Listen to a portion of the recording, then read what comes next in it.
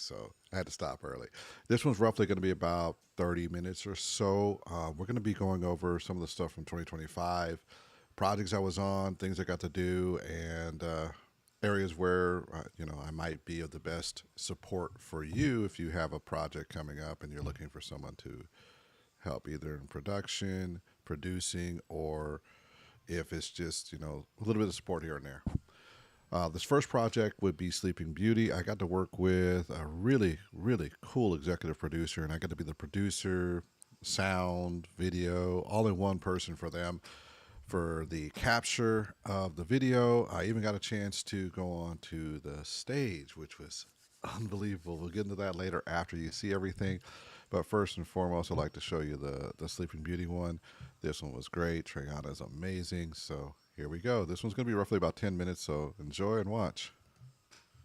What's up, everybody? Trey Holiday here, and we are at McCall Hall for P&B's world premiere of Sleeping Beauty, y'all. That's right. Pacific Northwest Ballet is bringing us a remix of Sleeping Beauty. Now, while we may know the story, we've never seen it done this way with some of the amazing people that they have to pull this phenomenal show together. And I'm really excited because I have somebody joining me from the community tonight to give us his perspective of the first time being at the ballet. So y'all know that in true Converge fashion, we wanted to show y'all what it's like to be pulling together an epic event like this. And P&B has opened up their doors so that we can see all the ins and outs. And I'm so grateful that one of our community members, Cy Holland, is here to join me tonight. And so we'll be tapping in with him to see what he can expect, what he's excited for, and maybe some of the reasons why he's felt a bit excluded from the ballet.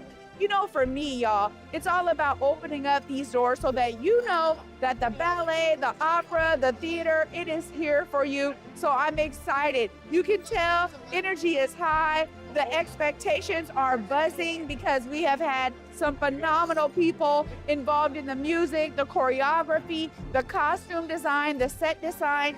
It has truly been a crew that is made for world premieres, y'all. So I'm glad that you're joining me, and we'll be giving you a glimpse of Sleeping Beauty, the world premiere here at P&B.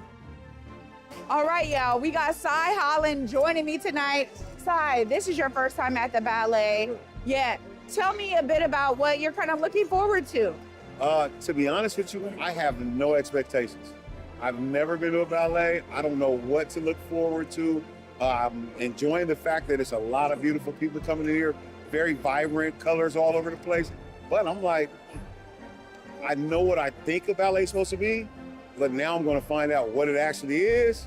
I'm nervous as heck, but I'm also ready to, go full forward with it and enjoy myself. So I don't know honestly, I don't know what I'm looking forward to. Yeah. Hopefully people entice dancing and enjoying and seeing the beauty of the art that it is, and how can that manifest with me so I can go take this back to where I'm from and let these people understand, hey, ballet is a beautiful thing, so I'm open to it. Well, I'm so glad that you are, and honestly, this is huge for me to have you joining me tonight. But I do want to touch on a topic here because I think, we're talking about the exclusivity of certain art forms. Yeah. Did you ever feel like this was really not a space for you? Well, to be honest with you, yes. I only know two people in the world that did ballet that were black.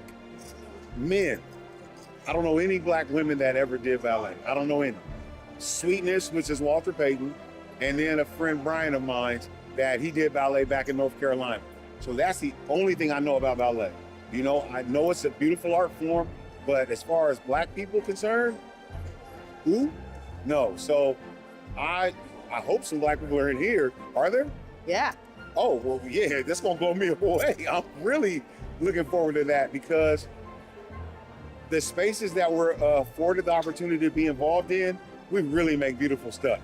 We really turn it up, and I want to see what we can do in a space like this. Yeah. Because like I said, I know two people that ever been involved in ballet, and I want to see what others can do with it. Yeah, I'm totally for that. Yeah. Well, I'm glad that you are. And I can say one thing that I have really experienced with Pacific Northwest Ballet Okay. is their intentionality to have diversity on their stage, to have diversity in the staff. And so I'm hoping that you're experiencing some of that. But you know a little bit about Sleeping Beauty, so you're familiar with the story. So I'm glad this is a great show for you to come and see. I wanted to see the Nutcracker back in the day. Yeah. But I never got to see that. That would have been, poop. But so what? Sleeping Beauty is, come on now. That's one of my things from Disney. Yeah. Take me all the way back. Yeah. Totally informed. Well, you and I are in for a treat tonight. Yeah. We'll make sure that we get your, full review at the end of the night. So thanks again for joining me. For sure. I'm a little sleepy, so I hope I don't fall asleep. I got you. I think they're going to have me all the way turned up tonight. I'm going to have a good time. I can't wait. Well, right on, Cy. We're going to go in soon. Yeah. Y'all stay tuned. We're going to hear back from Cy after we watch this amazing show. Honest review, too. Honest review. It's interesting with ballet, with dance, I'm designing a character and then the dancer more so molds himself to it. So interesting, because we talk with dance students a lot about how they want to serve the profession of ballet and they see themselves in the one thing, which is dancing, probably on center in the limelight. In the end, people can serve a profession, sometimes even in a deeper and more lasting way, by being on the board of trustees, being the costume designer, being the director, but all those things you mentioned, wanting to sing, wanting to dance, wanting to act, and here you are enhancing all of those for others and living. When I think about dance, I mean, really that is, it's blended with my love of clothing and fabric and really understanding movement. And I understand what my body does when it's moving, so then I also understand what clothing does on my body when it's moving, and then I apply that to, if you've seen West Side Story and you see Ariana DeBose dancing, that dress is engineered in a very specific way so it will move with her. It's interesting with ballet, with dance, I'm designing a character and then the dancer molds himself to it. I want to create a certain kind of reaction with the fabric, and it becomes an extension of the body. Whoa, that was a phenomenal show, Cy. I gotta ask, how was your first time at the ballet seeing Sleeping Beauty, the world premiere for PNB? Honestly, I'll get the bad things out first. It was long, Yeah. longer than I expected. But it was a lot of surprises in that longevity. My butt hurts, but I'll get over that.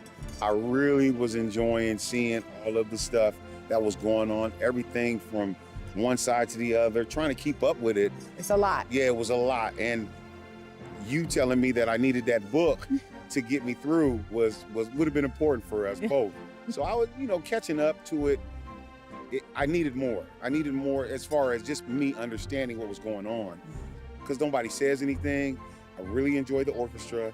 That was phenomenal. I think they were playing some Beethoven in there. Something I was like, oh, this sounds like some classical music I remember. Yeah. But just understanding what's going on was kind of like the eye opener for me, and everybody clapping at a certain time. Yeah. So it was cool. It was cool, definitely. Well, I gotta say, you really came to a phenomenal opening for your first ballet. Yeah.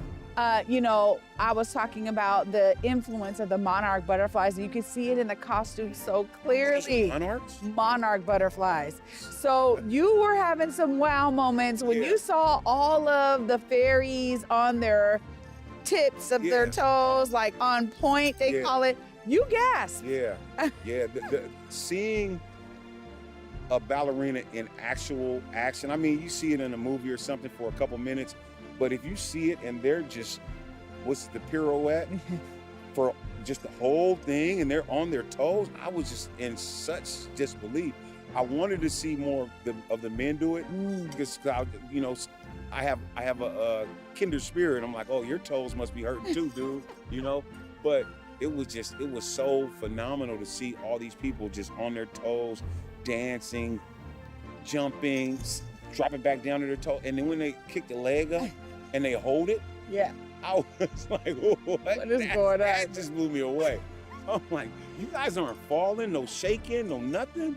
Wow, it's a beautiful art, but it's a difficult sport. I bet. It has to be difficult. So I was really enamored by ballet. Well, you know a lot about sports. You're a coach, but Yeah. also you mentioned something that I think is really valuable in terms of other people from our community being able to see this in person. Yeah. You know, that being eye-opening for others. Speak a little bit to that point. Well, I felt like it could have been some more of us, black people in the crowd, just to see that, just to experience. I don't know, like I told you before, I don't know anybody who's did ballet, right?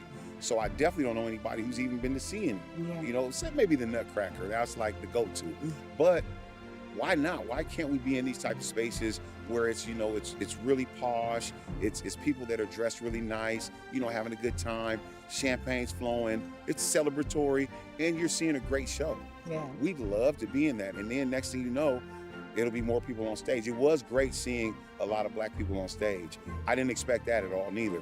So it was great to see a lot of black people. And I mean, the main guy was a black guy. Yeah. I'm like, yeah, do your thing, So it was great seeing us being represented on the stage, but I also want to see us represented in the stands, So Yeah. yeah. Well, Sai, thanks again for joining me. Man, thank We'll you. have you come into more shows, Sai, Yeah, because it sounds like you can become a fan just Hey, like I gotta was. bring my seat cushion like There I you go to a go. baseball game, and then I'll be fine. There you I'll go. be good to go. Y'all, this is incredible. What a phenomenal night. Thanks again, Sai, for being with me. Thanks for having me, man. It was a pleasure. Absolutely. I can't wait to do it again. Right on. Yes. Well, hello, welcome back. And by the way, thank you, Nikki, for showing up. I'm doing good, by the way. So this was kind of fun. Everything you saw, I filmed.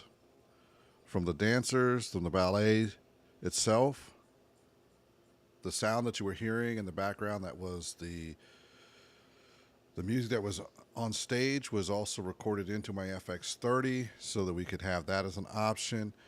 It was an amazing opportunity to be able to film that, every aspect of it, get on stage, which is, when you're on that stage, it's enormous. We also got to see the toast of this being their first production. You get the toast, you get the accolades and all the thank yous, and we got to be back there and see everything. Thank you, Nikki. I appreciate that. And the experience of being able to be the producer for that, from every aspect, and deciding all the elements from where we're going to do the interview, how we're going to do it. Should we be on stage? Yes, sir. Thank you. Should we be on stage? Should we be somewhere else? Where can we do the initial location interview? It's a ton of fun. And that was a little challenging too, because we only had like 10 minutes to tear down the FX30, which was connected to their audio system, and get down to the stage. And we were doing, thank you, we were doing, what was it? A solo by myself as a producer, and mostly everything there. It was a really light crew that day. We had to get all that done, gimbal up, get downstairs for the interview, also have to get some B-roll of what's going on, and we had to do 2 lens changes during the show. So we had an 18-105 power zoom lens for the first half, and then we had a 100-400 G Master for the second half, and it allowed for beautiful shots and amazing all the way around, but it was a little bit of a challenge. We're also the Rode Wireless Pros. I've got to say, I've worked with so many wireless mic systems in the past, and the Rode Wireless Pros have just been enormously powerful. As a tool in my toolbox, they're there. It's the best tools I've ever had for wireless mics, because the 32-bit float recording, the nice lavalier microphones, the ability to separate it in the stereo, which was really good in this particular case. So that in the initial recording, it was left and right recording, and allowed them to blend it a little bit smoother. That way they could adjust the voices, because his voice was a little bit more powerful than hers, and it blended very well. The editing team on the back end did a phenomenal job. I have to say, they always do a phenomenal job of editing the material I bring to them. So the team is just beautiful to work with. The next up is going to be Art Corp. I'm only going to play about a minute of the Art Corp one here, but this was actually a beautiful fundraiser I worked with. I did some capturing and part of the recap. So this is going to be their recap of that, and it was amazing. These artists were amazing. So let me show you this real quick. We're going to play for about a minute. We are celebrating Thrive 2025, Arts Corps' annual fundraiser, and we are in the amazing WOW gallery filled with color and energy and amazing people and food. Our mission supports youth through art by getting at those students that are most in need of what the arts can give them.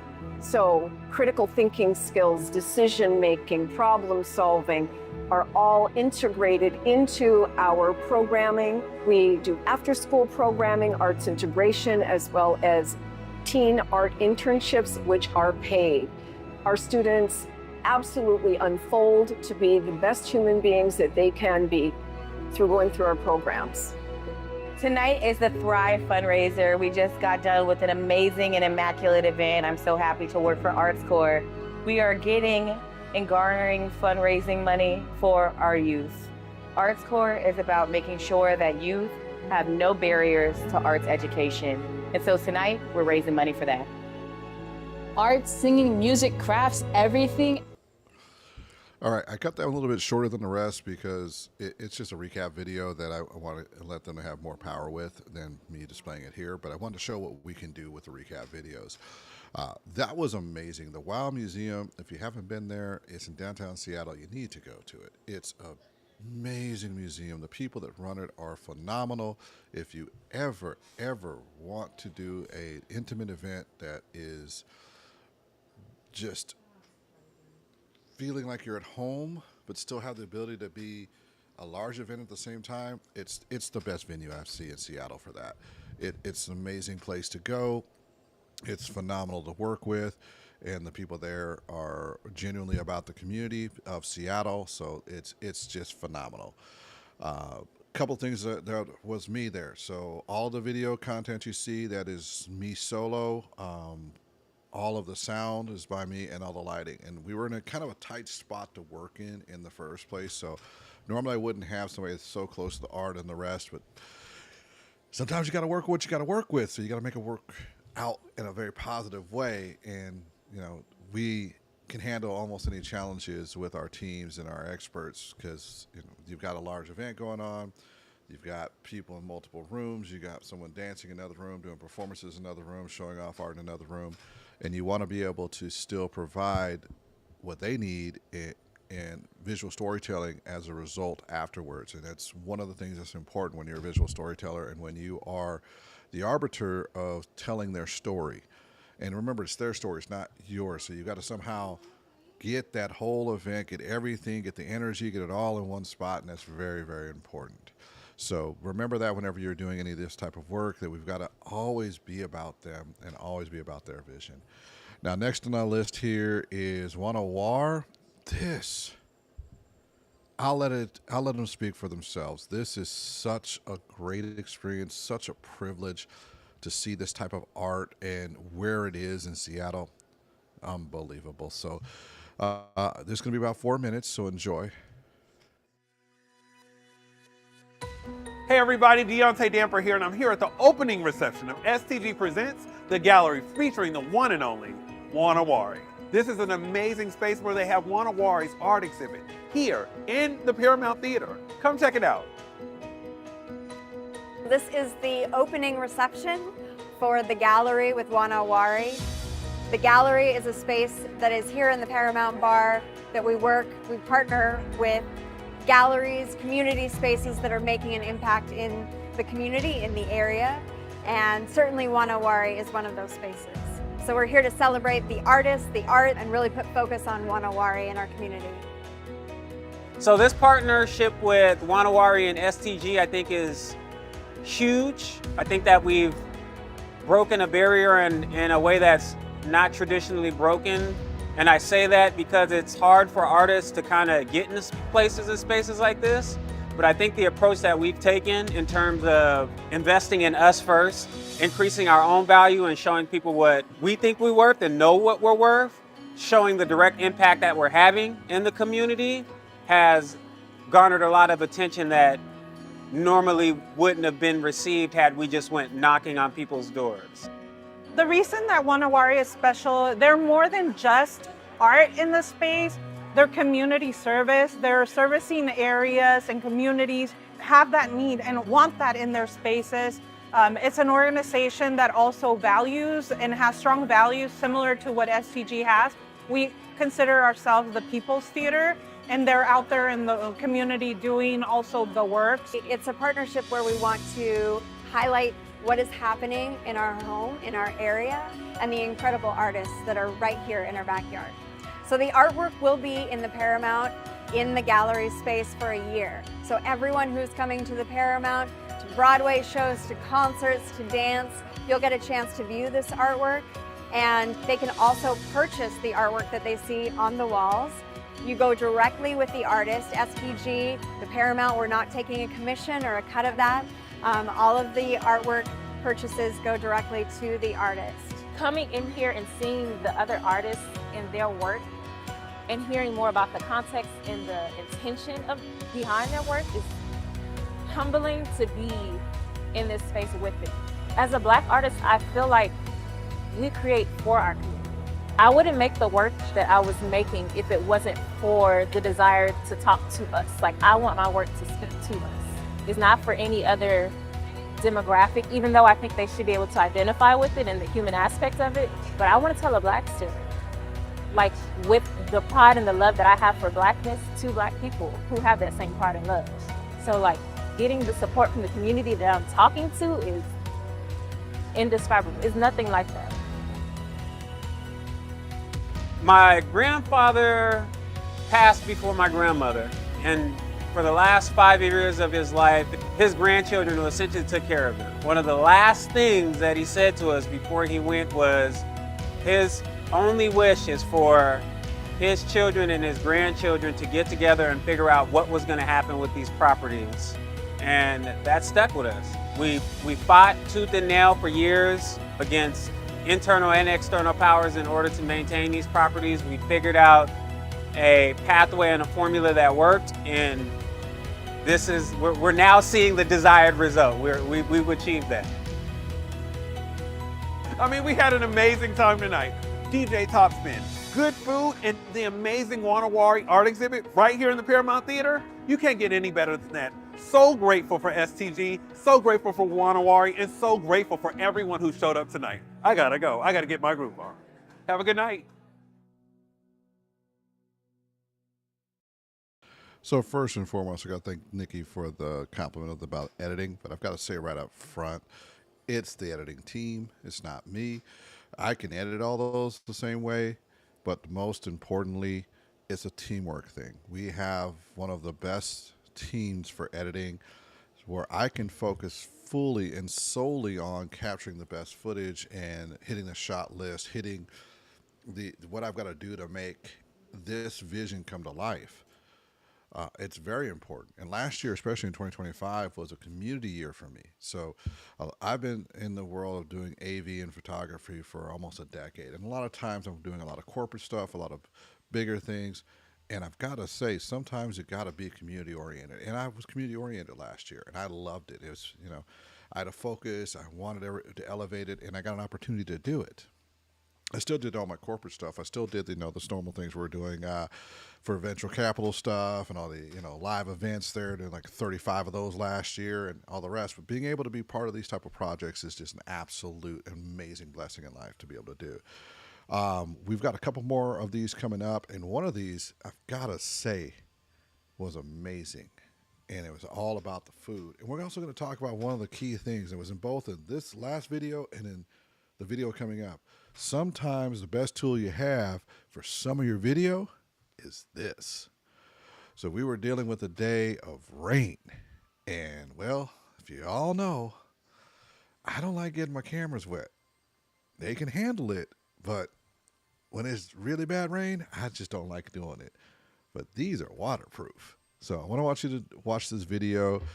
Everything that's outside of the building was actually filmed on an S24. This is the new Ultra, but it was filmed on an S24 using the Blackmagic camera app. And also all of the art on the previous video was filmed on an S24. It just turned out the look was better than the high-end camera I had, because I had an f4 lens sitting on that camera, and I wanted something that was a little more shallow depth and a little bit different type of pop. And if you know your stuff, you can make that happen here. So yes, it was filmed on here, the Blackmagic camera app. I got everything in 180 degrees and had everything done right. Yes, you can do that. You can, Nikki. It's pretty awesome. And yes, it is cool. I love being able to utilize every one of the tools out there at our disposal. So it's not just a camera, it's also understanding the way a camera works and how it will best work for you. So let's take a look at this. If you're ever in Seattle and you want a breakfast that's going to take you back home to the South, there's a place called Fats. And I got to tell you, it's where Cherry Martin Luther King is. You need to go there. It used to be Catfish Corner, but this is now the best breakfast place to go to in Seattle, especially if you like biscuits and gravy, if you like that old country style breakfast, and if you're someone who's been down south and been to Chicken and Waffle House, this will get your attention. So let's talk about it, and let's show you this breakfast joint. Fast Chicken and Waffles is your favorite auntie's house. It's where you go to get good food. You come here for the vibe and for the energy. It's a place that serves up what your favorite relative always puts on the table. Fats has been open since August 29th of 2015. We're actually going on 9 years of being open. The menu was inspired from New Orleans cuisine. I mean, I feel like that region in itself, the food has made its way all the way to the Pacific Northwest. You have different people putting their spin on it, but you just pay homage to that region because that food is just food that speaks to your soul. I mean, that's what soul food is. There's no one way to make soul food. Everyone's gonna put their own spin and their flavors on it, and that's what makes it soul food, because you're honestly making food that comes from your soul. People come here in particular, and why they've come over the years, we have all races of people that come. They come for the food, but they always come back for the vibe. I mean, there's good music that's playing, you know, the honey butter chicken biscuit sandwich. I mean, I honestly can change the name of this restaurant to that, but that would be a super long name for a restaurant, right? But that in itself is just like a mind-blowing experience. Of course, you're coming for the chicken, but then we have catfish, red beans, collard greens. You're just coming for what your spirit needs that day. So your spirit's like, I need some good soul food. I want it from this space. I know what I'm gonna get when I walk in the door. We have this sort of restaurant where we're gonna remember what you always order. It's like your favorite auntie's restaurant. Why wouldn't you go there? It's just an expansion of what it is that I've always wanted to do. When I perform music, I saw myself doing it. So I got involved in the culture. It's just a part of who I am. And wanting to own a restaurant, same thing. Got to get myself involved into it. So it's like, as you get older, you just express yourself in a different way. This restaurant is like me performing every day. So, real talk, so we have two butters. We have a bourbon butter that we serve with our chicken and waffles, and then we have the honey butter that goes on that biscuit. And it's just like heaven. It's like dessert while you're eating. It's like Thanksgiving, and instead of putting, like you have yams, but then you also put a piece of sweet potato pie on your plate. That's what I do. Because I mean, I'm not gonna wait for the pie later. I'm putting it all with everything, with all the stuff, boom, and a piece of pie. That's what the honey butter chicken biscuit's all about. It's like, just get it now. Why wait? Two people who said this to me in 9 years, who's like, I don't believe in God, but I believe there's God back there. That's how good that biscuit is. Come and support all these small businesses, especially Black-owned businesses. Come back to the CD, because we're here. You know, you got different business owners creating their own flavor and their own flair to serve all different taste buds. Not one soul food restaurant is going to be the same. But if it's food that makes your soul happy, which in turn makes your spirit happy, because I feel like they're one and the same, then keep doing that. People are going to come. So come support everybody. That's what we're here for. It's community. And without each other, we don't have nothing.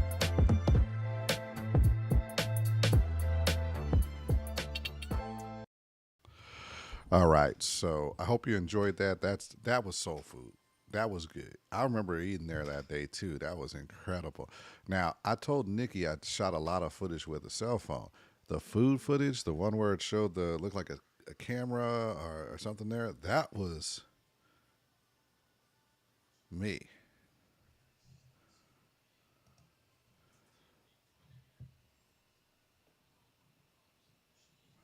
Really, I could get what you're saying there with rotoscoping. I get that. I get that.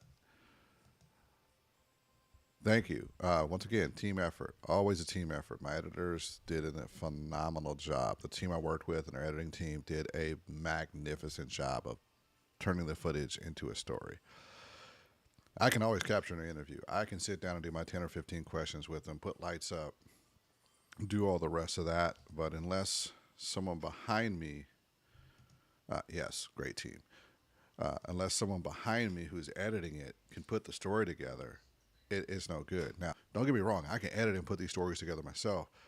Time is also important, and flavor is also important. Each person puts their own flavor on it, and this editing team that's doing this for the group that I get hired for does a great job with taking what's been captured and then disseminating it into a story that is just unbelievably powerful and grabs the community and talks to the community like no other. So I think that's one of the most phenomenal things about working with these teams. Nikki, once again, like I showed you, all the outside shots were shot with a smartphone. It was just raining. Yeah, it's one of those days where it's like, I didn't have a cover for the camera. I wasn't going to take a chance. So I just shot with this. And because of all the technology and the apps that are available now, I actually do some of my programs for like live events or events where we're doing video capture that's in vertical integration. I use these. I have a special gimbal for this. I can go for like all day. Oh, that's a great question. How do you ask good and effective questions?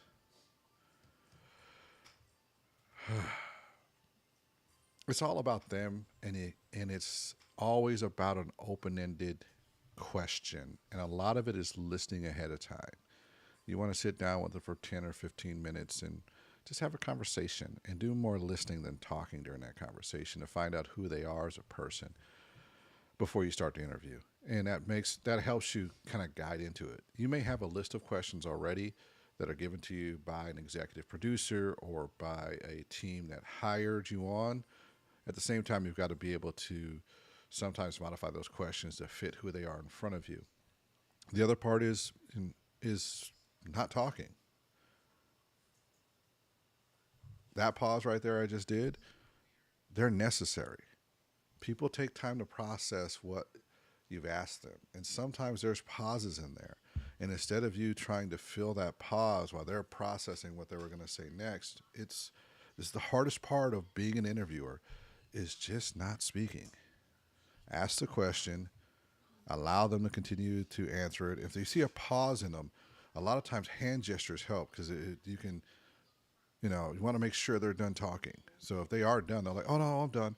But if you're like, and they're like, oh yeah, and this, and this. So, I was just kind of processing it. These hand gestures that are open hand gestures that allow them to feel comfortable to speak is very, very important. So that's one of the cool things. How do you make your client less camera shy? It's you. If you're comfortable, with them, they're going to be stressed out. Sometimes they're going to be so stressed having that camera in front of their face. They're going to be like, oh my God. But if you come across like, oh, it's cool. I get it. I know you're stressed. I know this isn't what you normally do. So, I'm cool. I'm ready to go. When you're ready to go, we can go on it. If you need a couple of minutes, it's great. Another good thing to do for nervous people are, do I not? I don't have one in front of me, but say you got an Atomos monitor, turn the monitor around so they can see themselves. Because once you've set up all your lighting and composure, you don't really need the monitor. Because once you've got all the color right, once you've got your IREs right, you know what it's going to turn out like. But they don't. And sometimes them seeing themselves and it's like looking in the mirror and go, oh, I look good. I look great. I can do this. That's a cool thing to do. And then sometimes just allowing breaks. This is one of the biggest key tools I've learned is we can be in the middle of asking questions and we may have hit a subject matter that's just really too much at the moment, or they're trying to figure out the best answer for it, and you just allow them to step away for a minute or two. Give yourself enough time for that. That is probably one of the biggest things is the time management. Don't make it so hard for them to be there. Allow them to have a moment to walk away. Get a glass of water. You'd be surprised. They could be nervous. They need a glass of water, and they're trying to answer the question and just can't speak because their throat is dry because they tensed up. Allow them to walk away. Allow them to get a glass of water. Allow them to take a moment. Sometimes this is important too. That's happened so many times. They finally calm down. And have you ever been nervous? Like really, really nervous, like super nervous. And then it's like, oh, I got to go to the restroom. Now, come on. All of us have been there. All of us have been there. Yes. Oddly enough, yes. I have actually seen senators or representatives who need that. And I know that sounds weird, but yes, I've seen senators and representatives who, they don't use a paper bag, they do the hand technique, but like, just to get themselves back.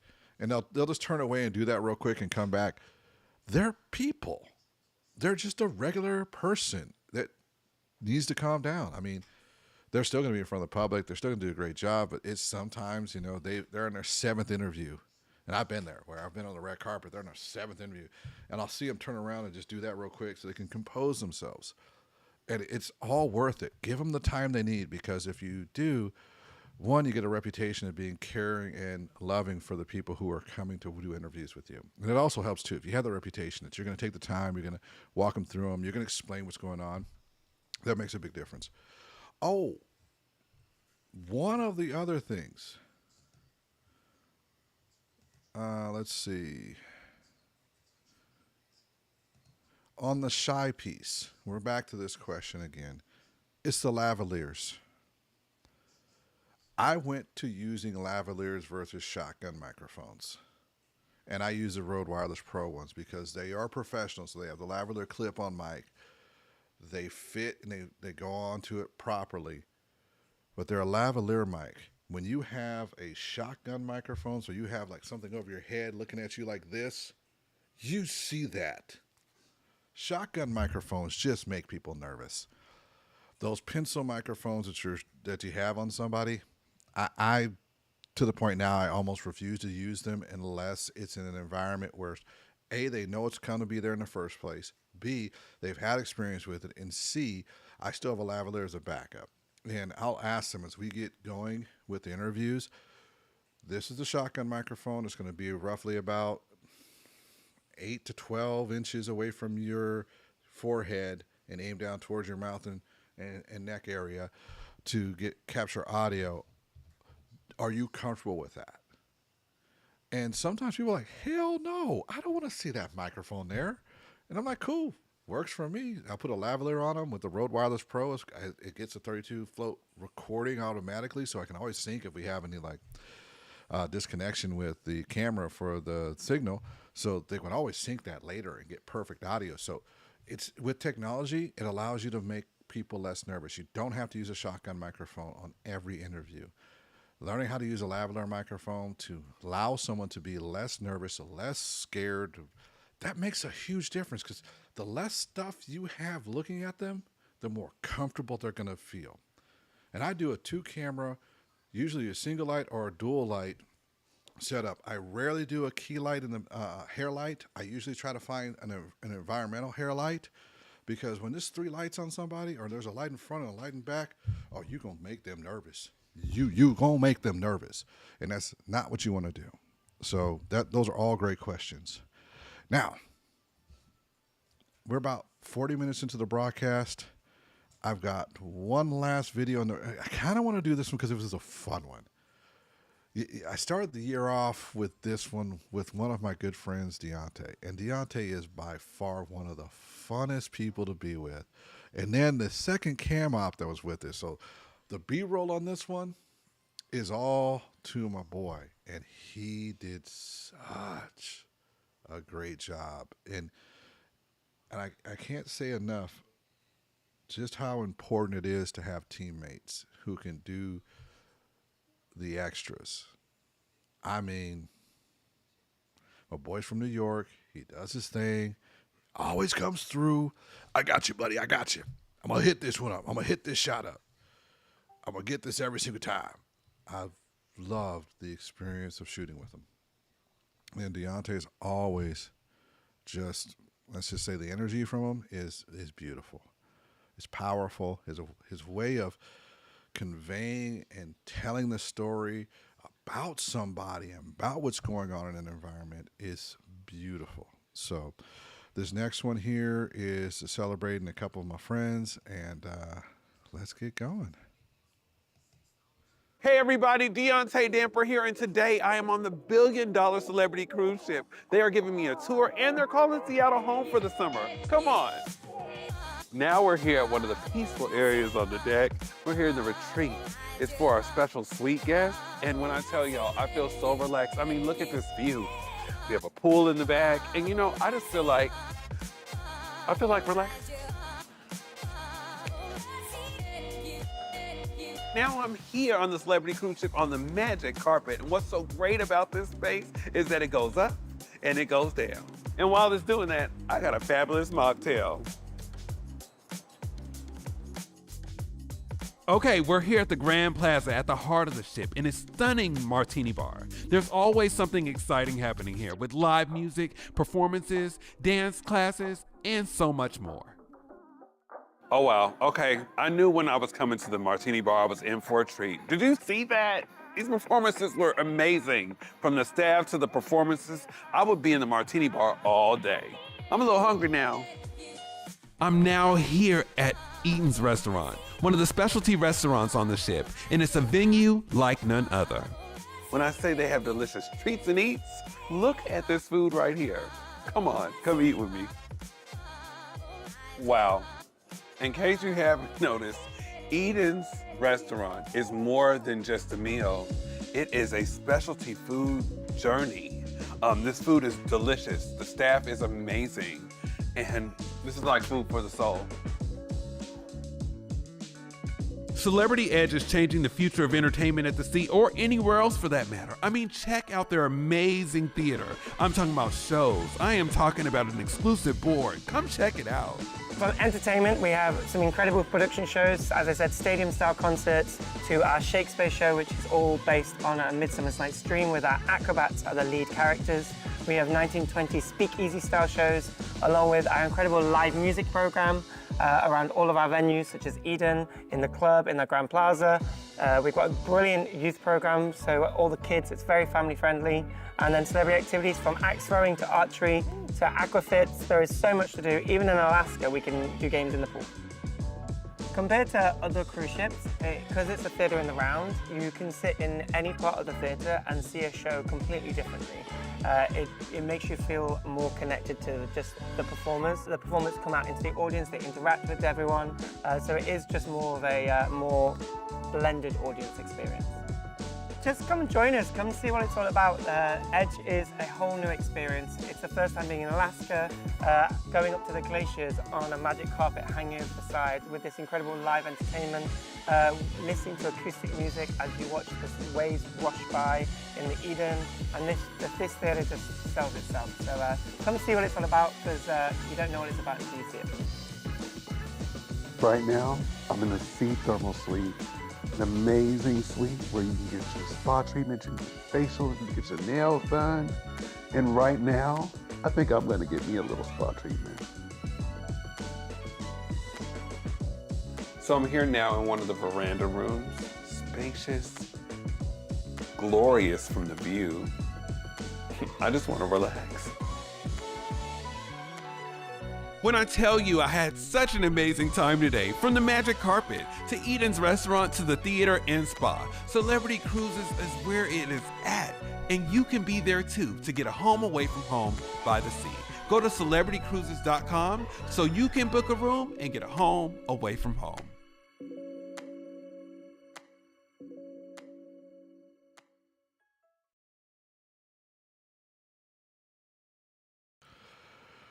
All right, all right, all right. So most of that B-roll that was on there was either provided by Celebrity Cruises or it was filmed by Cisco. And Cisco is one of the most amazing videographers you will ever meet out there when it comes to doing slow-mo clips and telling a story with multiple small clips of B-roll. He is absolutely amazing. And so if you ever need somebody to do B-roll, Cisco is just your man. Give me a holler. I can get you set up with him, with my boy. We can get this whole thing done. He's one of the teammates I love working with. He's just phenomenal to work with. Deontay, as usual, just tells a story like you wouldn't believe, puts the energy into it, and just it's a lovely experience. There was a little bit of B-roll that was mine. I've forgotten. The food, that was on me.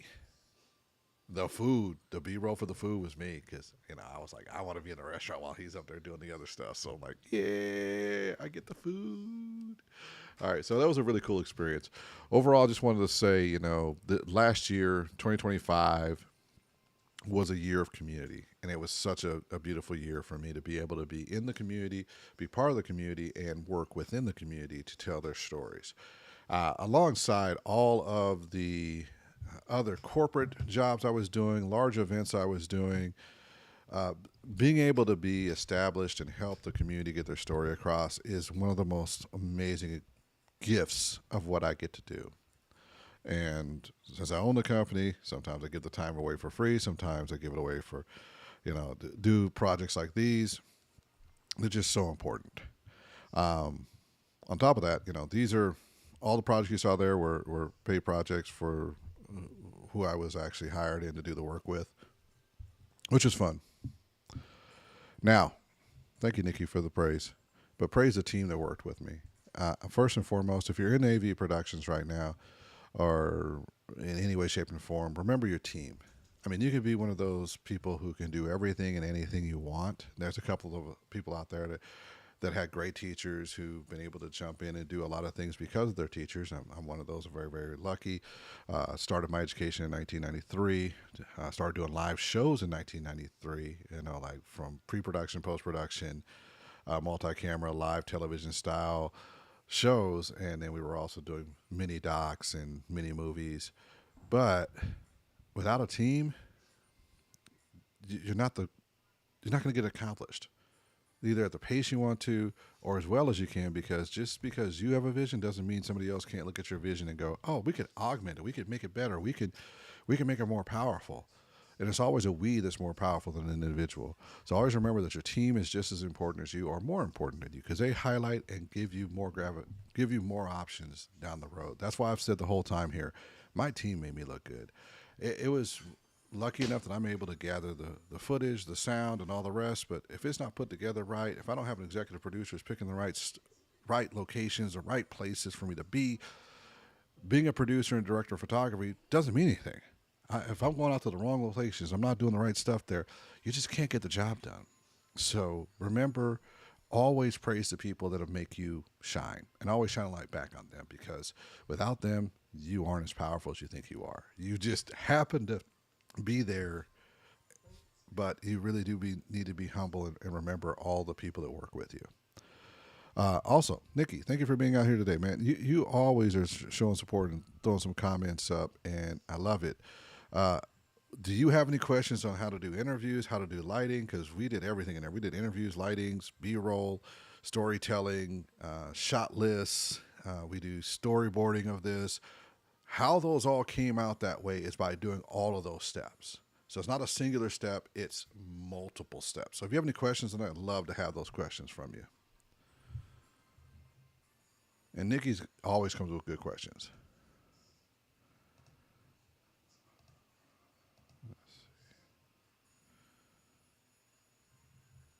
I'm not sure if Nikki's still on any longer.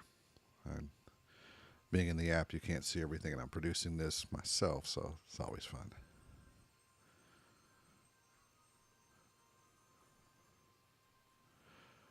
All right, so we're at our last. I'm going to do my last 5 minutes here.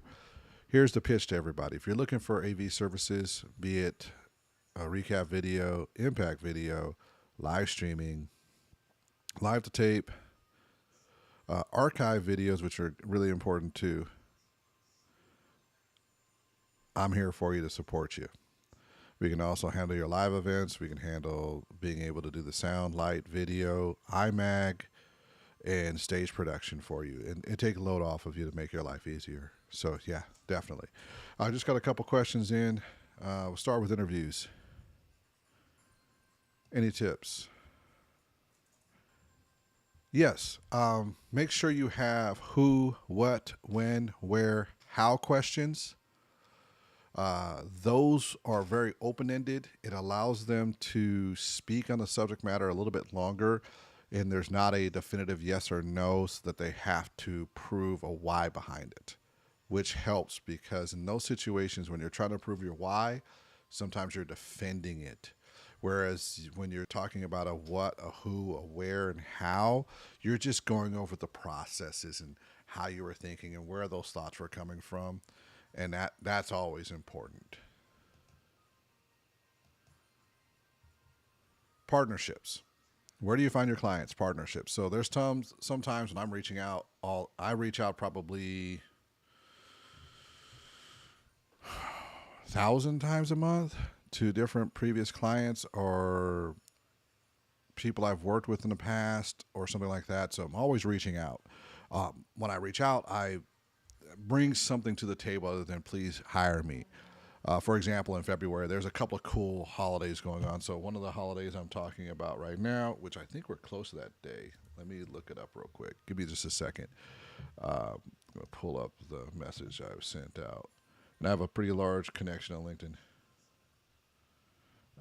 Let's see. Yep. So February, we are talking about, the light holidays. So when I email out to them, I hope they're doing good for the month. As we all know, it's going to be Valentine's this month on the 14th, but don't forget, there's some fun light heart holidays. So you're going to have stuff like National Pizza and Bagel Day. Look it up. That's an actual day. National Frozen Yogurt Day. That's another fun one. And it's something I can throw in the office and have fun and be able to bring in. So you give them a tool. And then, of course, for our specific Northwest people, we have the National Clam Chowder Day. Now, these are all national holidays that are sitting for February, which is pretty cool. So I'll bring that up. Then I also talk about packages I have available and, just ask how they're doing and what's going on. But, if you do that and you have a human touch, people really, really do enjoy talking with you. And you're looking at options. And like I said, with partnerships, you want to always bring something to the table. So always be willing to partner with somebody, another team, because you may have stuff going on. They might not have stuff going on. They may have something going on, and you may have something going on, and that's how you build that up. Got it. You noted on the questions there. Any other questions real quick? Oh, yeah. We're back to interview tips. Any tips? Let's see.